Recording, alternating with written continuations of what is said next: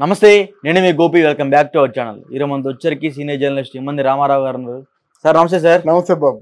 Sir ఏంది sir గెలవక ముందే అసలు అందరూ అటు పిఠాపురంలో చూసుకుంటే పవన్ కళ్యాణ్ గారు స్టిక్కర్లు అందరూ బండినంగా అంటించుకున్నారు. ఏమండి పిఠాపురం ఎమ్మెల్యే గారి తాలూకా నేను, అదేవిధంగా వంగ గీత గారి ఫ్యాన్స్ ఏమో డిప్యూటీ సీఎం గారి తాలూకా ఆమె.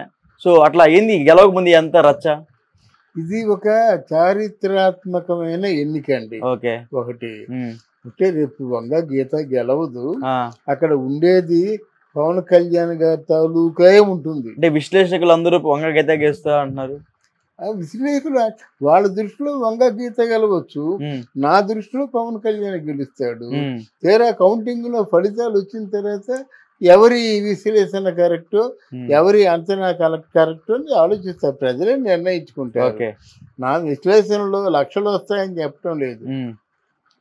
ఇంత భారీ ఎత్తున ప్రేమ అభిమానం దేశ విదేశాల నుంచి వచ్చినప్పుడు ఇప్పుడు కానీ పవన్ కళ్యాణ్ గెలవకపోయినట్టయితే ఆ జీవితంలో ఎప్పుడూ గెలవలేడు. రాజకీయాలు వదిలేయడం మంచిది. ఎక్కడండి, ఇండియాలో ఉన్న వాళ్ళందరూ వచ్చేసారు, విదేశాల నుంచి వచ్చేసారు. అవి అంటే మన సౌత్ కంట్రీస్ నుంచి వచ్చేసారు. జపాన్, సింగపూర్, జర్మనీ ఒకళ్ళు వచ్చారు కొంతమంది. వాళ్ళు చుట్టుపక్కల పండగ వాతావరణం నెలకొంది. అక్కడ కాకినాడ హోటల్స్ అన్ని నిండిపోయినాయి. పిఠాపురం ఏ ముహూర్తాన పవన్ కళ్యాణ్ అడుగు పెట్టాడు. పిఠాపురం ఓ టౌన్ లాగా అయిపోయింది. అక్కడ అమ్మకాలు పెరిగిపోతున్నాయి. అసలు పిఠాపురం లాడ్జీల్లోకి ఎవడైనా వెళ్ళాడా? ఏగలు వెళ్ళాయి కావు. అలాంటి ఎవరు వెళ్తారండి పిఠాపురంలో లాడ్జీల్లోకి? తెలిసిన వాళ్ళు ఇంటిలోకి వెళ్ళిపోతారు అంతే. అందువలన మడత మంచాలు తీసుకుంటారు, చేపలు తీసుకుంటారు, అంతేగాని లాడ్జీలు, ఏసీ లాడ్జీలు అంటే మొత్తం పిఠాపురం అంతా చాలా కన్నులు పండుగలా కనిపిస్తుందండి. అది వాళ్ళకి బాగా పట్టేసింది పిఠాపురానికి. ఈయన రాబట్టే కదా పిఠాపురం ఇంత కలకల్లాడుతుంది. అసలు పిఠాపురం అంటే ఏంటి? ఆ కాకినాడ తర్వాత పిఠాపురం అంటమాట, అంతే, అందరికీ పేరు లేదు. ఇప్పుడు పిఠాపురం అంటే పవన్ కళ్యాణ్ పోటీ చేసినటువంటి ప్రాంతం అయిపోయింది. పిఠాపురం వల్ల పవన్ కళ్యాణ్ బాగుపడతాడు, పవన్ కళ్యాణ్ వల్ల పిఠాపురం బాగుపడుతుంది. వాళ్ళ కోరికలు చిన్న చిన్న మత్స్యకారుల కోరికలు ఒకటి, అక్కడేవో అంటే టూరిజం స్పాట్గా డెవలప్ చేయాలని, టూరిజం అక్కడ పెద్ద యూనివర్సిటీ కూడా పెట్టాలని ఆలోచనతో ఉంది. ఈ చిన్న చిన్న కోరికలు తీర్చాలంటే కేంద్ర ప్రభుత్వం అనుమతి, వాళ్ళ తాలూకు ఫండ్స్ అవసరం లేదు. ఒక సినిమా రెమ్యూనరేషన్ చాలు. అందువల్ల అదే ధైర్యంతో వాళ్ళు ఉన్నారు. ఆయన చెయ్యాలనుకుంటే ఒక సినిమా చేయాలి, లేకపోతే మన పేరు వంగా గీత ఎవరు చేస్తారు, తక్కువ తెలియదు అనేటువంటి ఫీలింగ్తో ఉన్నారు.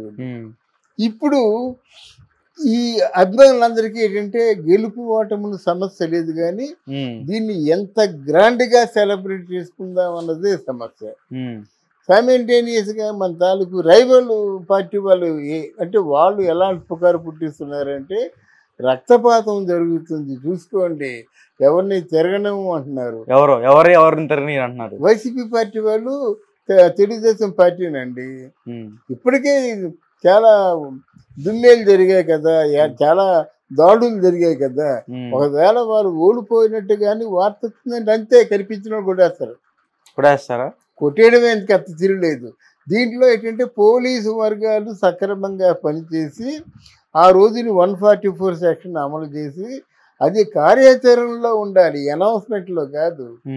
ఎక్కడ గుంపు ఉంటే గుంపుని చెదరగొట్టేయాలన్నమాట. తర్వాత కావాల్సినట్టయితే కొంచెం గ్యాప్ ఇచ్చి ఫంక్షన్ మీరు వెంటనే చేసుకోవడం కాదు, ఇది కరెక్ట్ కాదు. కొంచెం ఆ ఆవేశాలు కావేశాలు చల్లబడిన తర్వాత చేసుకుంటే బాగుంటుంది. ఆ తాలూకు సమయం అదని అనుకొని వీళ్ళు పార్టీలు చేసుకొని సంబరాలు చేసుకుంటే మాత్రం కొంత అంటే అభిప్రాయ భేదాలతో ఉన్నటువంటి పార్టీ వర్గాలు మాత్రం కొంత రక్తపాతాన్ని సృష్టించవచ్చు. అంటే చావులే ఉంటాయి, అది అందరూ ఎక్స్పెక్ట్ చేసింది. ఇక్కడ ఏంటంటే రాష్ట్రం మొత్తం ఉంటాయి, కేవలం పిఠాపురంలో ఉంటాయి, మాచర్లలో ఉంటాయి, చంద్రగిరిలో ఉంటాయి. అంటే ఏం లేదు, అంతకుముందు అక్కడ రక్తపాతం మాచర్లలో ఉంది, పిఠాపురంలో ఉంది, అక్కడ చంద్రగిరిలో ఉంది, నరసరావుపేట. జనాలు ఇవన్నీ చిన్న చిన్నవి, కానీ ఇక్కడ ఏంటంటే అవి పెద్దవి అవుతాయి అంటున్నాను అనమాట. వాళ్ళు ఆల్రెడీ మొత్తం బాంబులు తయారు చేసుకొని ఉన్నారండి.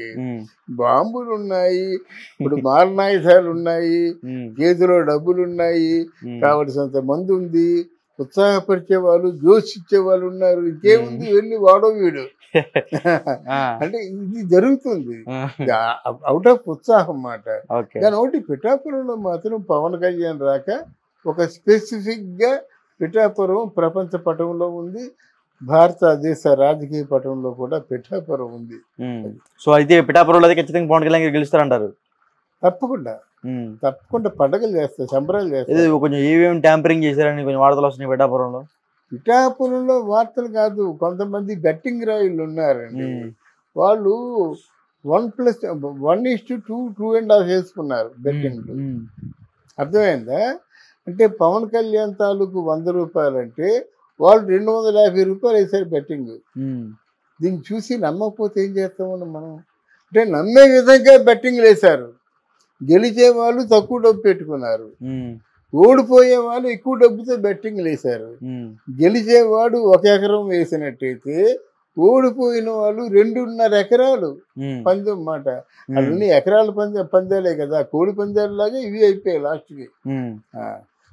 నువ్వు 1 ఎకరం ఇరా పలానా చోట, నేను 2.5 ఎకరాలు రాసేస్తాను నేను, అది ఎంఐ రాసుకుంటారు ఉంటారు అన్నమాట.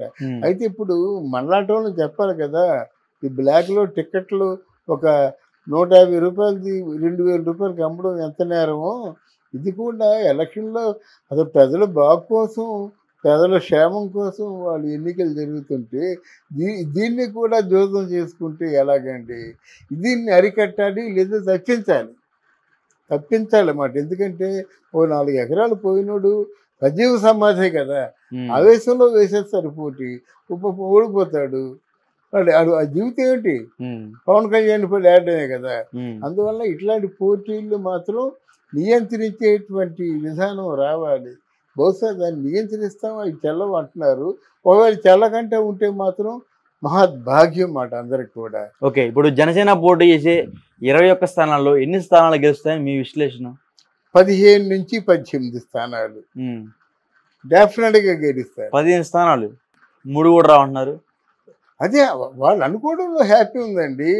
జగన్మోహన్ రెడ్డి 150 పైన వస్తాయి అన్నాడు, దానికి మీరే సమాధానం చెప్తారు. వాళ్ళు చెప్పారు మనకి 150 పైనే కానీ కింద రావు. ఐపాక్ టీమా వాళ్ళు? ఐపాక్ వాళ్ళు. ప్రశాంత్ కిషోర్ రా పిచ్చుడా అని చెప్పాను కదా, ఒక 1 ఇయర్ ముందే చెప్పాను, మొన్న చెప్పాడు మళ్ళీ, నువ్వెందుకు అలా కంగారు పడతావు, నీకేం రావు అని చెప్పాడు అన్నమాట. బట్ నాకు చెప్పాడు మాస్టర్ లాగా, ఈ చిన్న పుల్ల పట్టుకొని ఇక్కడ మాత్రం 150, 175, 2, 3 తగ్గుతాయి కానీ మొత్తం మనమే అన్నాడు. మనమని ఎగిరిపోయాడు అక్కడ లండన్, ఇంకా మళ్ళీ లేకుండా జర్నలిస్టులు ఇంటర్వ్యూలు తీసుకోకుండా. Okay sir, thank you sir. Thank you. ఆవేశాలు కావేశాలు చల్లబడిన తర్వాత చేసుకుంటే బాగుంటుంది. ఆ తాలూకు సమయం అదే అదను అనుకొని వీళ్ళు పార్టీలు చేసుకొని సంబరాలు చేసుకుంటే మాత్రం కొంత అంటే అభిప్రాయ భేదాలతో ఉన్నటువంటి పార్టీ వర్గాలు మాత్రం కొంత రక్తపాతాన్ని సృష్టించవచ్చు. అంటే చావులే ఉంటాయి, అది అందరూ ఎక్స్పెక్ట్ చేసింది. ఇక్కడ ఏంటంటే రాష్ట్రం మొత్తం ఉంటాయి, కేవలం పిఠాపురంలో ఉంటాయి, మాచర్లలో ఉంటాయి, చంద్రగిరిలో ఉంటాయి. అంటే ఏం లేదు, అంతకుముందు అక్కడ రక్తపాతం మాచర్లలో ఉంది, పిఠాపురంలో ఉంది, అక్కడ చంద్రగిరిలో ఉంది, నరసరావుపేట. జనాలు ఇవన్నీ చిన్నవి. కానీ ఇక్కడ ఏంటంటే అవి పెద్దవి అవుతాయి అంటున్నాను అనమాట. వాళ్ళు ఆల్రెడీ మొత్తం బాంబులు తయారు చేసుకొని ఉన్నారండి.